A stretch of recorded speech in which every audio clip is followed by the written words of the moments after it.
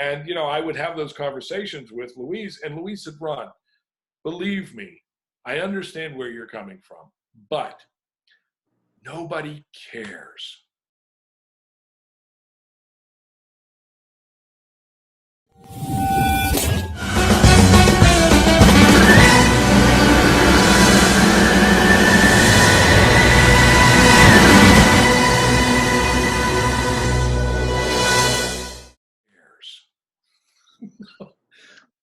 No, there weren't enough fans of the old Kesar or any of the old Kesar series to succeed.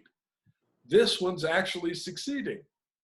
So we don't feel like there are any fans that are waiting to see what you're waiting to see. So it's not going to happen. And she wasn't wrong. You know, it broke my heart, but she wasn't wrong. But I think she may have been surprised, or she may not have been wrong, but I think she may have been surprised. And I think that that story could have been told without in any way deterring or changing what was currently happening, but it would have served as just a bridge. And that bridge, those bridges are important.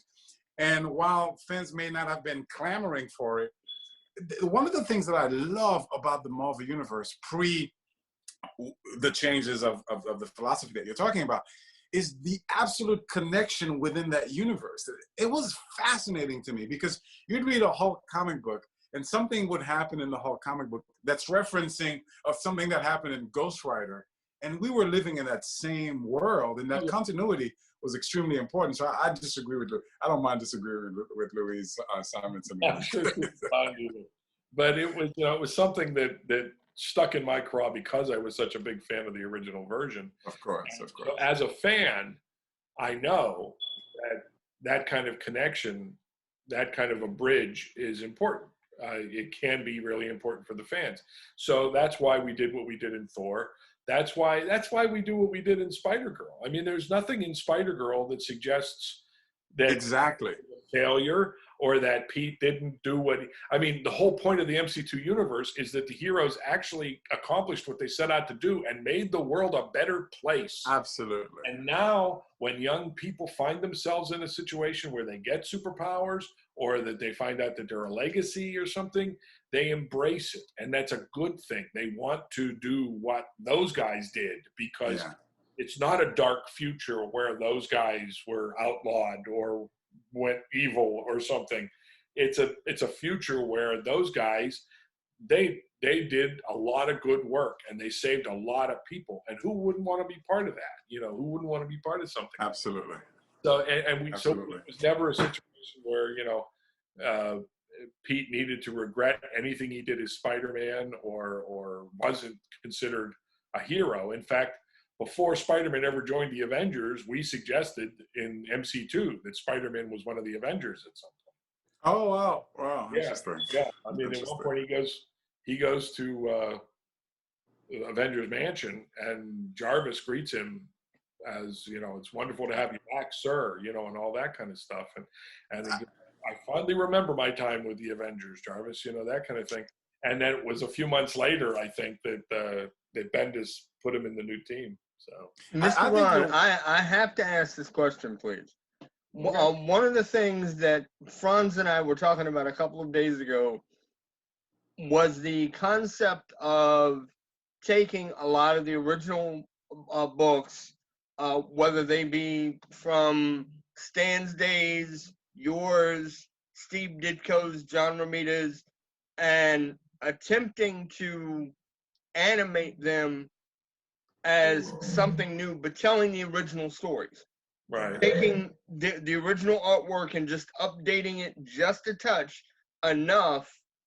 We both feel that would really re-energize the audience for all of this material. Yeah. What are your thoughts on such a thing? I don't think I would really enjoy it. As a fan, I would enjoy the heck out of something like that. But, you know, animation in this country is, you know, Disney Plus, and it's directed at kids. And, you know, I really enjoyed Justice League Unlimited. I love the writing. Oh yeah, great stuff.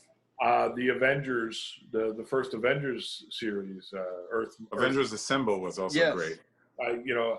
Avengers Assemble, I didn't follow as much, but it always each subsequent. My favorite Spider-Man of the modern Spider-Mans was the Spectacular Spider-Man, where they were mixing all of the timelines and they were still staying very true, I felt, to the vibe, to the Stan Lee, Steve Ditko vibe, but they were using characters from much later in the timeline and all this kind of stuff.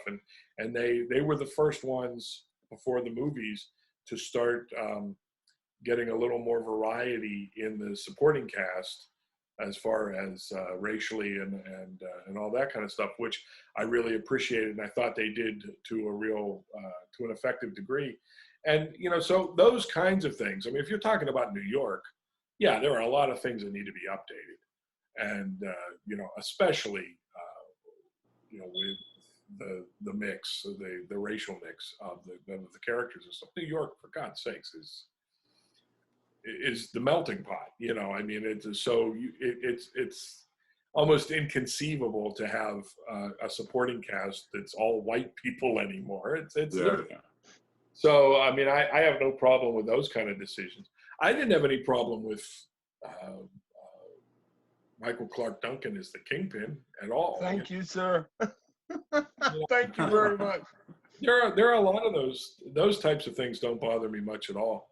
And doing female versions of the character, I'm as guilty of that as anybody. I mean, we did American Dream and in A Next, and so I think if it opens up the audience a little bit, I mean, Spider-Girl had a terrific female readership. I mean, that kind of representation is important. I mean, when everything was happening around the Black Panther movie, and there were people going, how do you feel about that? I said, what do you mean, how do I feel about it? I always loved the Black Panther as a character, but he goes, yeah, but aren't they making like too big a deal out of it? I said, it's a huge deal, just not for you. Yeah, absolutely. Just not for me. It's a huge deal for people who never felt represented in these movies and in these comics. I mean, to have people that look like them is very, very, very important. One of the reasons Spider-Man has always been popular around the world is that projector. Is that he's a full face mask, so it's not prohibitive of a kid of any race to project himself onto the character. But Miles Morales, how does Miles Morales somehow invalidate Peter Parker? That's ludicrous. Just keep writing Peter Parker stories, that kind of thing. So I don't have a problem with some of that moves. I mean, this has been a joy, a pleasure, a dream. Pick one. It's just it was wonderful meeting you guys, and I look forward to doing it again. So we'll definitely absolutely. Thank you so very much. Really, truly, it's an honor and a pleasure. It's an honor and a pleasure. Thank you. I guess we'll say goodbye, Kevin. May the force be with you, sir. And you.